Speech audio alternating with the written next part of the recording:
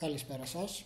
Ονομάζομαι Δανάσκος Μάριος, είμαι ερευνητής στο Ιαπωνικό Πανεπιστήμιο Αθηνών και στα πλαίσια του έργου One Green θα αναλύσουμε το θέμα θερμικές μέθοδοι διαχείρισης ζυζανίου. Αρχικά να πούμε λίγα λόγια για το τι είναι οι θερμικές μέθοδοι. Πολύ απλά, οι θερμικές μέθοδοι χρησιμοποιούν θερμότητα, είτε άμεσα είτε έμεσα, για τη διαχείριση του ζυζανίου. Στόχος τους: η μείωση χρήσης συνθετικών ζυζανιοκτώνων και η προστασία του περιβάλλοντος. Εξ ορισμού, λοιπόν, οι θερμικές μέθοδοι είναι μια κατηγορία μεθόδων διαχείρισης ζυζανίων φιλική προς το περιβάλλον. Με βάση τον τρόπο δράσης τους, οι μέθοδοι μπορούν να ταξινομηθούν σε μεθόδους άμεσης θέρμανσης, σε μεθόδους έμεσης θέρμανσης και σε μεθόδους ψήξης. Αναλυτικά, οι τεχνικές άμεσης εφαρμογής θερμότητας είναι η χρήση φλόγας, το ζεστό νερό, ο ατμός και ο θερμός αφρός. Οι μέθοδοι έμεσης εφαρμογής χρησιμοποιούν ηλεκτρισμό, μικροκύματα, συσκευές περιόδους ακτινοβολίας και ακτινοβολίας λέιζερ. Η κρυογενική τεχνολογία είναι μια μέθοδος ψήξης. Οι μέθοδοι ψήξης έμεσης θέρμανσης, κυρίως τα μικροκύματα, η ακτινοβολία λέιζερ και η περιόδης ακτινοβολία, βρίσκονται ακόμη σε πειραματικό στάδιο, οπότε δεν έχουν ακόμα ευρύ εφαρμογή στην πράξη. Τα πλεονεκτήματα των θερμικών μεθόδων τώρα είναι πολλά. Αρχικά είναι αποτελεσματικές εναντί αρκετών ειδών ζυζανίων, ακόμη και σε ζυζάνια ανθεκτικά σε συνθετικά ζυζανιοκτώνα. Επίσης, δεν αφήνουν υπολείμματα στο έδαφος και μπορούν να εφαρμοστούν ακόμη και σε πολύ υγρό έδαφος. Αλλά είναι και κατάλληλες μέθοδοι για συστήματα μειωμένης κατεργασίας ή ακαλλιέργειας. Σημαντικό είναι ότι έχουν άμεσο αποτέλεσμα, είναι κατάλληλες για να συνδυαστούν με άλλες πρακτικές ή μεθόδους διαχείρισης ζυζανίων και κυρίως είναι φιλικές προς το περιβάλλον μέθοδο. Όμως κάθε μέθοδος, πέρα από τα πλεονεκτήματά της, έχει και μειονεκτήματα.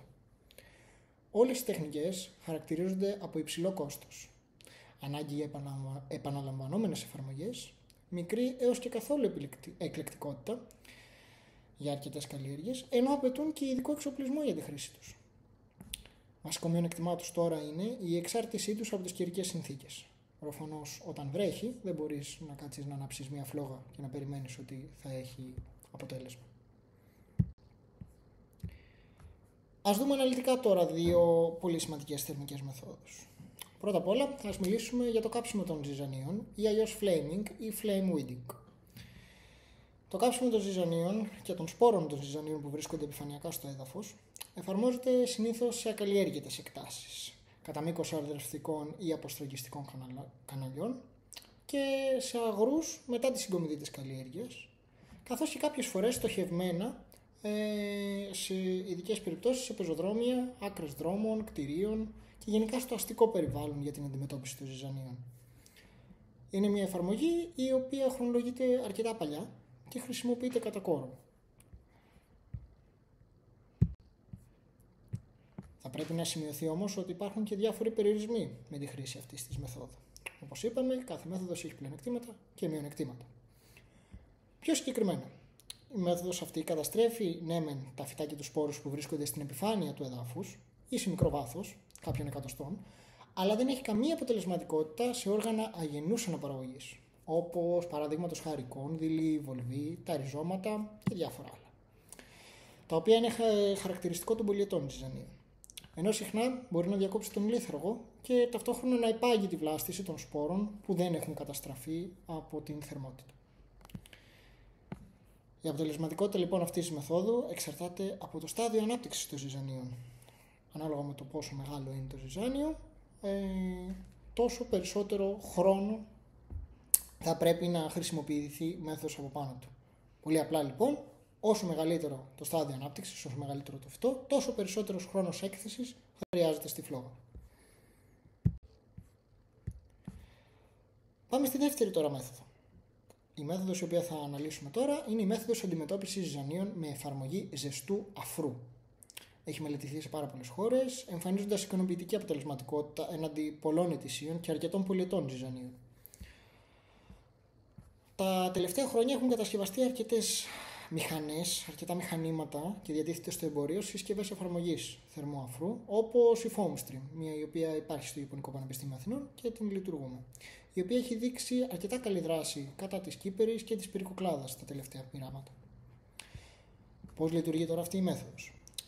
Η μέθοδος αυτή χρησιμοποιεί ένα διάλειμμα νερού σε συνδυασμό με ένα ετοιμόχρηστο μείγμα σακχάρων και φυτικών ελαίων, τα οποία όταν θερμανθούν στους 100 βαθμούς και πάνω, δημιουργούν ένα στρώμα αφρού, το οποίο διοχετεύεται μέσω μιας χωάνης στην φιλική επιφάνεια των ζυζανίων, όπως μπορείτε να δείτε στη φωτογραφία. Ως τρόπο δράσης αυτής της μεθόδου μπορούμε να πούμε ότι ο αφρός διατηρεί την θερμότητα στους φυτικούς ιστούς για περισσότερο χρόνο, επιτυχάνοντας ταχεία νέκρωση των ιστών. Με απλά λόγια, πέφτει ο αφρός, εσωκλείει τη φιλική επιφάνεια των ζυζανίων και μπορεί να διατηρήσει την θερμότητα εκεί για αρκετή ώρα μέχρι να βράσουν ουσιαστικά τα ζυζάνια. Αυτό που το διακρίνει από τις άλλες μεθόδους που χρησιμοποιούν είτε θερμό νερό είτε θερμό αφρό, διότι επιτυχάνει υψηλότερη αποτελεσματικότητα σε σχέση με αυτές, είναι το διάστημα παραμονής του αφρού στο φυτό. Η χρήση των ελαίων στο μείγμα είναι αυτές οι οποίες καθιστά τον αφρό ικανό να διατηρηθεί στο περιβάλλον για κάποια δευτερόλεπτα παραπάνω, επιτυχάνοντας έτσι μεγαλύτερη θερμότητα η οποία υπάρχει πάνω στο φυτό. Στα πλεονεκτήματα τώρα αυτής της μεθόδους συγκαταλέγεται ότι είναι μη χημικός έλεγχος ζυζανίων, στοχευμένη δράση και η διαχείριση του πληθυσμού των ζυζανίων ανθεκτικών σε ζυζανιοκτώνα. Μπορεί να εφαρμοστεί σε διάφορες καλλιέργειες, ανεξάρτητα από το στάδιο ανάπτυξης των ζυζανίων και ανεξάρτητα από τις καιρικές συνθήκες. Λόγω του ότι το μηχάνημα είναι κλειστό, έρχεται παρελκόμενο πίσω από κάποιο τρακτέρ ή κάποιο άλλο μέσο και μπορεί να δημιουργηθεί είτε κάτω από βροχή είτε κάτω από αέρα. Όπως είπαμε όμως, κάθε μέθοδος έχει και μειονεκτήματα. Η χρήση αυτής της μεθόδους, το κύριο μειονέκτημά της είναι το κόστος. Έχει πολύ υψηλό κόστος εξοπλισμού και λειτουργίας. Έχει μεγάλο όγκο απαιτούμενου νερού, το οποίο πρέπει να υπάρχει σε πληθώρα και σε αυθονία και σε εύκολη πρόσβαση, και καθώς και χρειάζεται και εξειδικευμένη εκπαίδευση των χρηστών, διότι μην ξεχνάμε, είναι μια ζεστή χωάνη η οποία κυκλοφορεί μέσα στον αγρό. Αξίζει να σημειωθεί τώρα ότι έχει αξιολογηθεί ήδη σε πειράματα στην Ελλάδα σε πολυετείς καλλιέργειες, όπως η εφαρμογή επί των γραμμών δενδρόδων καλλιεργειών ή πρέμνων, καθώς και σε πειράματα υπαίθριων και πευτικών για τη διαχείριση ζυζανίων προφυτρωτικά σε συστήματα ψευδοσποράς ή μεταξύ των γραμμών της καλλιέργειας. Κλείνοντας τη σημερινή παρουσίαση, θα ήθελα να συνοψίσουμε ότι ουσιαστικά οι θερμικές μέθοδοι αποτελούν μια βιώσιμη εναλλακτική λύση έναντι των συνθετικών χημικών ζυζανιοκτώνων. Πάνω απ' όλα είναι κατάλληλες για βιώσιμη γεωργία και φιλικές προς το περιβάλλον. Όμως μπορούν να παρουσιάσουν τεχνικούς και οικονομικούς περιορισμούς, τους οποίους πιθανότητα θα πρέπει να είμαστε διατεθειμένοι να ξεπεράσουμε.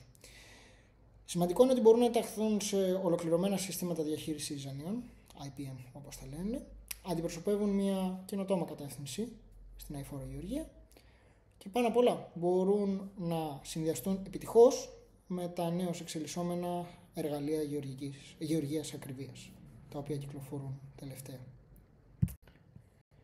Θα ήθελα να σας ευχαριστήσω για την προσοχή σας. Για περισσότερες πληροφορίες μπορείτε να μας βρείτε στο κανάλι μας στο YouTube με το όνομα OneGreen ή να μας βρείτε καθώς και στην ιστοσελίδα του έργου OneGreen, www.onegreen.gr. Καλό σας απόγευμα.